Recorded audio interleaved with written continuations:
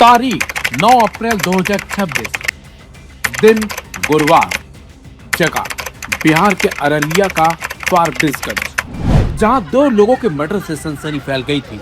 वारदात ऐसी थी जिससे देखने वालों के साथ साथ सुनने वालों की भी रूह कांप गई थी। जी हाँ, वारदात का जो सीसीटीवी फुटेज सामने आया था, उसमें जिस तरह से एक शख्स दूसरे शख्स का चाकू से गला काटते हुए दिखा था, उसे देखकर हर किसी की सांसें थम गई थी। को बाहर निकाल लिया और फिर उसकी पिटाई करनी शुरू कर दी। हालांकि इस दौरान पुलिस भी मौके पर पहुंच गई और पुलिस ने किसी तरह भीड़ के चंगुल से रवि को छुड़ा लिया और फिर अपने साथ लेकर जाने लगे। लेकिन भीड़ गुस्से में थी, उग्र थी और भीड़ ने पुलिस की मौजूदगी में ही रवि को पुलिस की हिरासत से खींच लिया और फिर जिसकी उम्मीद किसी को नहीं थी वही हुआ। भीड़ ने रवि को पीट पीट कर अधमरा कर दिया। रवि की हालत बिगड़ चुकी थी, जिसके बाद पुलिस रवि को लेकर अस्पताल पहुंची, लेकिन जब तक रवि की सांसें थम चुकी थी क्योंकि डॉक्टरों ने रवि को मृत घोषित कर दिया। हैरानी की बात तो यह है कि पुलिस के पीछे पीछे भीड़ भी मौके पर जा पहुंची थी और भीड़ ने रवि को ना पाकर अस्पताल में ही तोड़फोड़ करनी शुरू कर दी थी। हालांकि पुलिस ने किसी तरह भीड़ को वहां से भगाया, लेकिन इस पूरी घटना का जो सीसीटीवी फुटेज सामने आया है, उस वीडियो में साफ तौर पर देखा जा सकता है कि रवि अपने ठेले के पास पहले खड़ा हुआ था। नवी उसके पास आता है। कुछ देर बाद उन दोनों में बहसबाजी होनी शुरू हो जाती है और इसी बीच रवि अपने ठेले से चाकू उठाता है और नवी पर चाकू से वार करना शुरू कर देता है। को लेकर नेता प्रतिपक्ष तेजस्वी यादव ने बिहार की कानून व्यवस्था पर सवाल उठाए हैं। उनका कहना है कि बिहार में अपराधियों को कानून का जरा भी डर नहीं है। इसी घटना का जिक्र करते हुए तेजस्वी ने आगे कहा कि सिर काटकर घूमने का दृश्य अभी हाल ही में आई प्रोपेगेंडा फिल्म का दृश्य था। दरअसल कुछ ऐसे सीन फिल्म धुरंधर 2 में भी दिखा था। फिल्म में एक्टर उजेर बलूच रशद पप्पू की हत्या करने के बाद उसका सिर भीड़ के सामने काट देता है। इसी से जोड़कर तेजस्वी ने यह सवाल उठाए। हालांकि इसे लेकर स्थानीय लोगों ने कुछ बड़े और नए खुलासे किए हैं। इस वारदात को लेकर चौंकाने वाले खुलासे करते हुए लोगों ने बताया कि रवि और नवी एक दूसरे को पहले से जानते थे। वारदात से पहले दोनों ने नशा भी किया था। उसके बाद रवि अपने सत्तू के ठेले के पास खड़ा हो गया था। लोग बताते हैं कि नवी रवि के पास आया और उसने कहा कि सत्तू वाली कैसी है। उसके बाद विवाद बढ़ गया। बताया जा रहा है कि 35 साल के रवि की अब तक शादी नहीं हुई थी। इसी बात को लेकर आसपास के लोग अक्सर उसका मजाक भी उड़ाते थे और हर किसी की जहन में बस सवाल यही है कि आखिरकार रवि इतना आक्रोश में क्यों आया कि उसने नवी के साथ इस तरह की वारदात को अंजाम दे डाला। मामला सर मार्केट यार्ड में क्या हुआ, सुने कि मर्डर हो गया।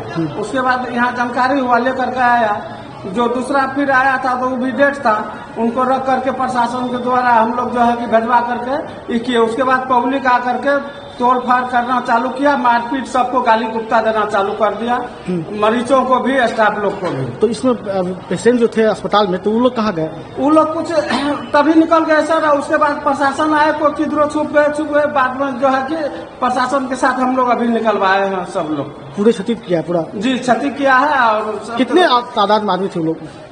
आदमी तो वो लोग लगभग 100 आदमी लगभग थे सर। सब एक साथ टूट पड़ा? सब एक साथ टूट पड़ा। गाली गुप्ता, ढट्ठा, बांस, आप उस समय कार्य पे थे? जी सर, हम प्रेजेंट थे। यहाँ फारबिसगंज थाना अंतर्गत ये जगह आप देख रहे हैं मार्केटिंग यार्ड, इससे कुछ ही कदम पीछे जो है, आज सुबह में एक बहुत दुखद घटना वहाँ पर हुई। वहाँ पर नबी हुसैन करके एक व्यक्ति हैं जो पिकअप ड्राइवर थे। उनका जो झड़प है वो रवि चौहान करके एक व्यक्ति है जो सत्तू वहाँ पर बेचता है। तो उन दोनों में सुबह में किसी बात को लेकर के झगड़ा हुआ और जो चाकू है जिसको कि बरामद भी किया गया है, उसके द्वारा जो है निर्मम उनकी जो है हत्या की जाती है। और जो एक्यूज्ड है वो यहाँ से कुछ दूरी पर जा कर के, जब घटना यहाँ पे होती है तो लोगों के द्वारा ही जो है उनको पकड़ा जाता है। और वहाँ पर उनके साथ भी पिटाई की जाती है। उनको पुलिस के द्वारा जो है अस्पताल लेके जाया जाता है और वहाँ पर उनको इलाज के क्रम में जो है मृत्यु घोषित कर दिया जाता है। अररिया के फारबिसगंज में जो निर्मम हत्या हुई है, ये साफ जो है पोल खोल दे रहा है इस चौपट राज का।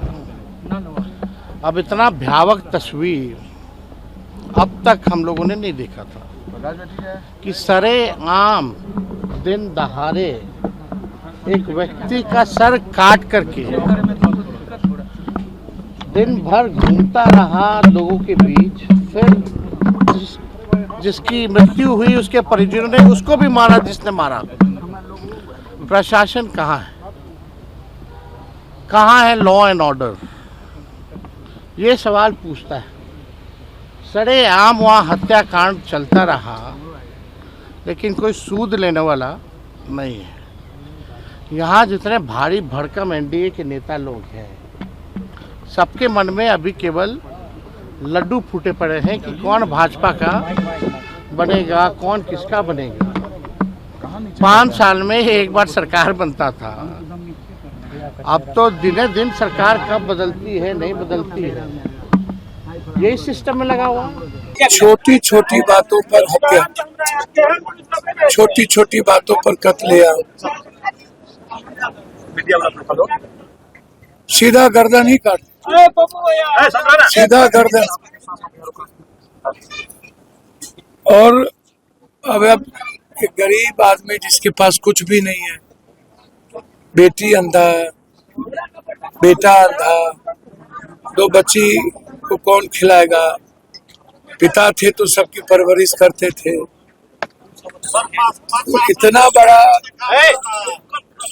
इतना बड़ा दुखद घटना, दर्दनाक घटना तो हम डेली देखते हैं, लेकिन ये भी रेयर एंड रेयरेस्ट घटना है।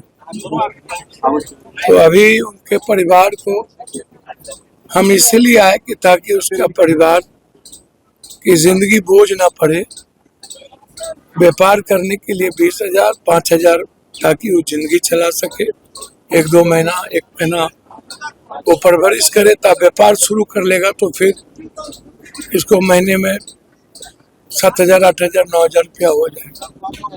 हमारी कोशिश होती है कि ऐसे लोगों की मदद करके उस परिवार को बचाया जा सके। परिवार इंसाफ की गुहार लगा। अब मेरी बात तो सुनिए, पहले जिंदगी तो बचे, कोई मदद तो करेगा नहीं।